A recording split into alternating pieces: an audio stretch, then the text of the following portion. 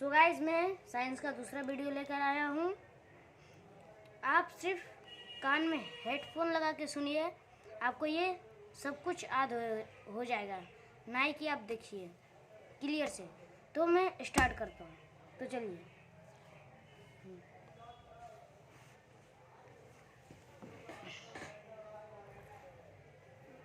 Newton के गति का पहला नियम जाना जाता है गुरुत्व जड़त्व का नियम। Option number B. Correct answer.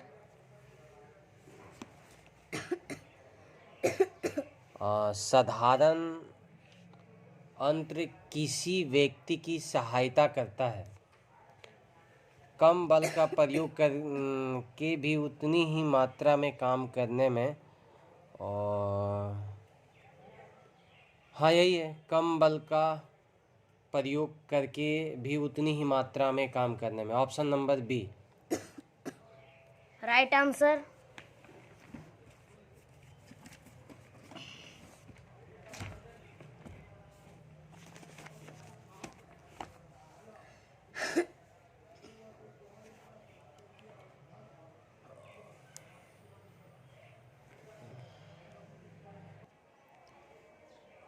एक व्यक्ति एक संवेदनशील तराजू पर खड़ा है। वह गहरी सांस लेता है तो तराजू की रीडिंग बढ़ जाएगी। गहरी सांस लेने पर तराजू की रीडिंग बढ़ जाएगी। Option number A. सही आंसर। वॉशिंग मशीन का कार्य सिद्धांत है अपकेंद्रन। Option number A. सही आंसर। प्रक्षालन मशीन की कार्य प्रणाली का सिद्धांत है प्रक्षालन। आप केंद्रीकरण है या पोहन है। और दिखो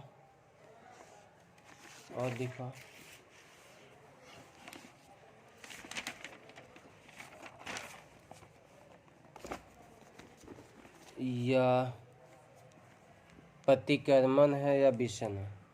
आप केंद्रन ही है, आप केंद्रन। Option number A. सही आंसर।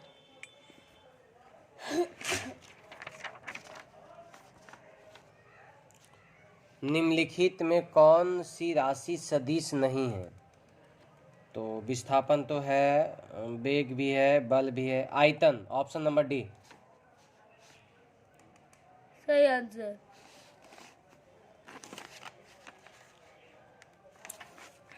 निम्नलिखित में से कौन सी एक सदिश राशि है? तो संवेग, दाब, कार्य, ऊर्जा। संवेग। Option number A. सही आंसर। निम्नलिखित में से कौन सी सदिश राशि है? और इसमें तो समय नहीं है, चाल भी नहीं है, दूरी भी नहीं। विस्थापन। Option number C. सही आंसर। पदार्थ के संवेग और वेग के अनुपात में कौन सी भौतिक राशि प्राप्त की जाती है? तो वेग और संवेग के अनुपात में दिखो सब ऑप्शन दिखो। द्रव्यमान। Option number C. Correct answer.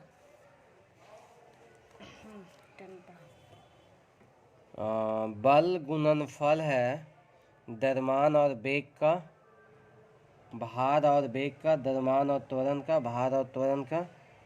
तो बल गुणनफल होगा द्रव्यमान और वेग। ऑप्शन नंबर ए। नहीं, गलत हो गया।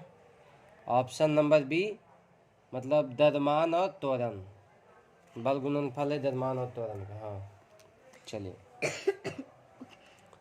यदि किसी घन के आयतन और पृष्ठ क्षेत्रफल को निरूपित करने वाली संख्या समान हो तो उस घन के किनारे की लंबाई माप की इकाई में होगी। तो यदि किसी घन के आयतन और पृष्ठ क्षेत्रफल, हाँ तो 6 option number D. Correct answer. ऊर्जा संरक्षण का आशय है कि ऊर्जा का ना तो सृजन हो सकता है और ना ही विनाश। Option number D. सही आंसर। हवाओं की ऊर्जा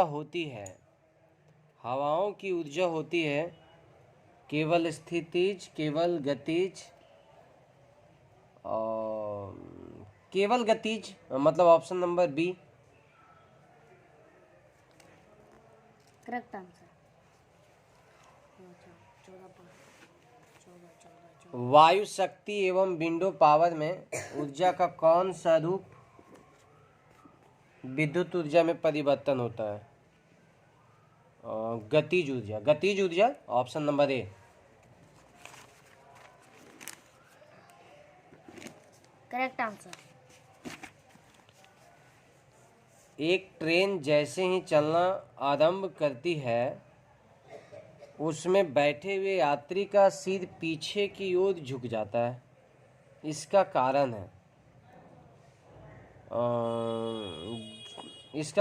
है गति का जड़त्व, यानी option number B. Wrong answer. The right answer is A. स्थिरता का जड़त्व। सही बात है, स्थिरता का जड़त्व, ये रॉन्ग आंसर हो गया। यानी कि एक ट्रेन जैसे ही चलना प्रारंभ करती है, उसमें से बैठे हुए यात्री का सिर पीछे की ओर झुक जाता है, इसका कारण है स्थिरता का जड़त्व। चलिए ठीक है, अगला कथन एक पूर्णतः घर्षणहीन पृष्ठ पर खड़ा एक व्यक्ति सीटी बजाने से अपने को गति में ला सकता है। ठीक है, कारण है यदि किसी यंत्र पर कोई बाह्य बल क्रियाशील नहीं है तो इसका संवेग परिवर्तन नहीं हो सकता। मुझे लगता है कि इसके लिए हो जाएगा ऑप्शन नंबर ए, दोनों सही। ऑप्शन नंबर ए,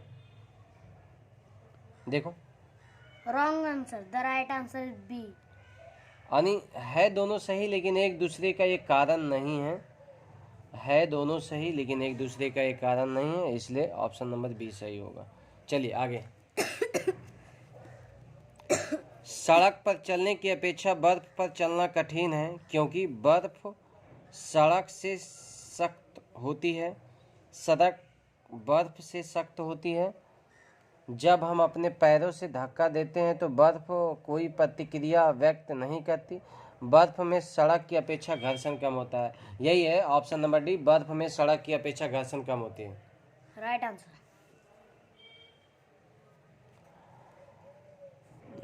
अगला है कि निम्न कथन पर तथा उसके निकाले गए निष्कर्ष पर विचार कीजिए तथा बताइए कि कौन सा निष्कर्ष सही है। कथन है भरी हुई गाड़ी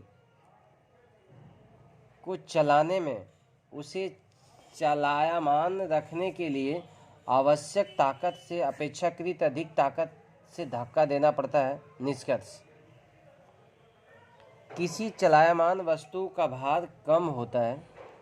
प्रारंभ में पहिया फिसलने लगता है। एक बार गाड़ी चल पड़ने के बाद घर्षण कम होता है। अभ्यास से निपुणता प्राप्त होती है।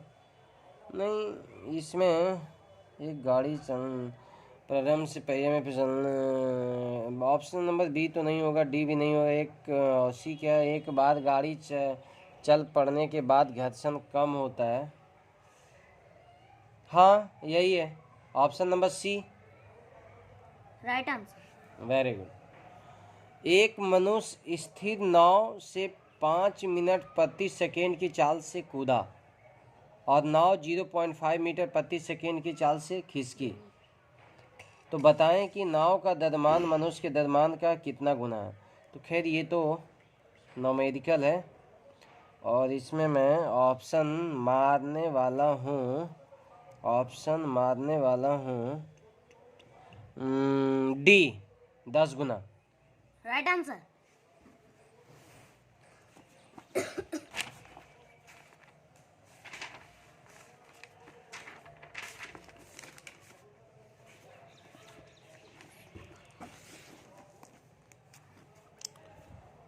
एक ट्रक, एक कार और एक मोटरसाइकिल की गतिज ऊर्जाएं समान हैं। यदि समान अवरोध बल लगाए जाए और वे क्रमशः एक्स, वाई और जेड दूरी पर रुके तो दूरी किसकी ज़्यादा होगा? यदि समान अवरोध बल लगाए तो हमें लगता है कि साइकिल सबसे पहले रुकेगा, उसके बाद मुझे ऐसा लग रहा है, और मैं अंदाज़ा लगाता हूँ कि ऑप्शन नंबर ए सही है। Wrong answer, the right answer is C. यानी कि तीनों एक बार ही रुकेगा, समान अवरोध लगाने पर तीनों एक बार ही रुकेगा। I am sorry, option number C सही है, यानी कि एक्स, वाई और जेड तीनों बराबर होगा। ठीक है। अगला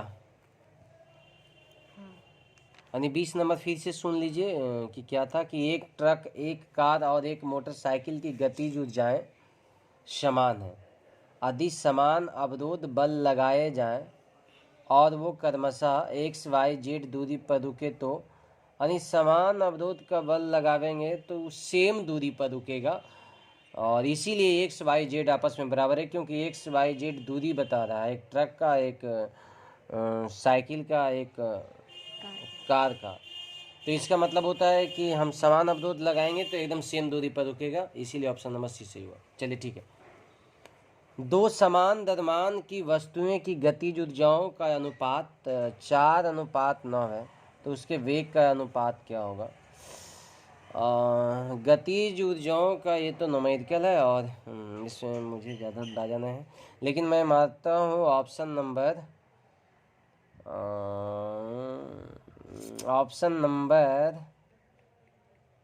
B. Right answer. Very good. वर्गमूल निकालने पर यह आ जाता है, यानी कि दो समान द्रव्यमान की वस्तुओं की गतिज ऊर्जाएं का अनुपात इतना। गतिज ऊर्जा का वर्गमूल निकालेंगे तो हमें प्राप्त हो जाएगा वेग का अनुपात। गतिज ऊर्जा का वर्गमूल निकालेंगे तो वेग का अनुपात प्राप्त हो जाएगा, मतलब कि ठीक है, ऑप्शन नंबर बी। अगला, एक व्यक्ति कार में जो विराम में बैठा है, सड़क से, दिखाओ इधर, सड़क से कार के 4 पहियों में से प्रत्येक पर प्रतिक्रिया याद है।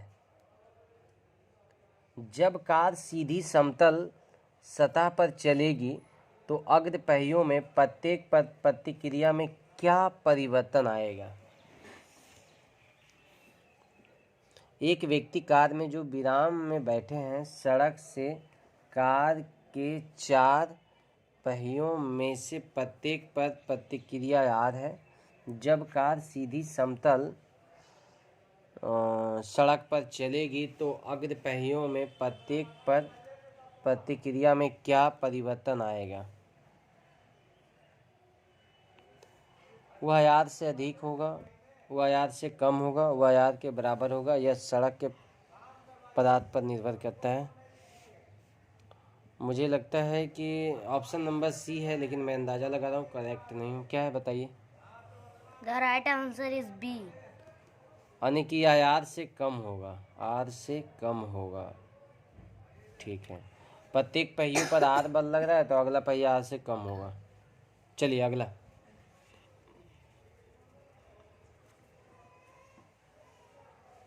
तेल से अंशतः भरा हुआ तेल का एक टैंक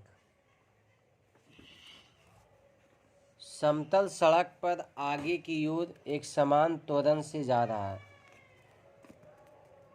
तेल का मुक्त पृष्ठ, तेल के अंशतः भरा हुआ तेल का एक टैंकर समान सड़क पर आगे की ओर एक समान त्वरण से जा रहा है, तो तेल का मुक्त पृष्ठ क्षैतिज बन जाएगा। क्षैतिज से इस प्रकार आनत के पिछले सिरे पर कम गहराई होगा, क्षैतिज के इस प्रकार आनत के पिछले सिरे पर अधिक गहराई होगा, कम गहराई होगा। Option number B, option number B. Wrong answer, the right answer is C. यानी कि क्षैतिज के इस प्रकार आनत होगा कि पिछले सिरे पर अधिक गहराई होगा। अच्छा, आगे जब चलेगा तो पिछला सिरा अधिक गहराई होगा। तेल के अंशतः भरा हुआ तेल का एक टैंकर समतल सड़क पर आगे की ओर एक समान त्वरण से जा रहा है। तेल का मुक्त पृष्ठ यानी कि पिछले सिरे पर अधिक गहराई होगा, मतलब आगे की ओर ऊंचा रहेगा। ठीक,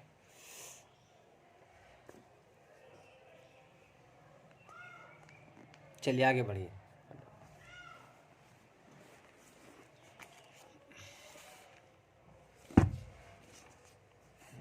हाँ चलिए, ये तो हो गया। सो दोस्तों, आज के लिए इतना ही था।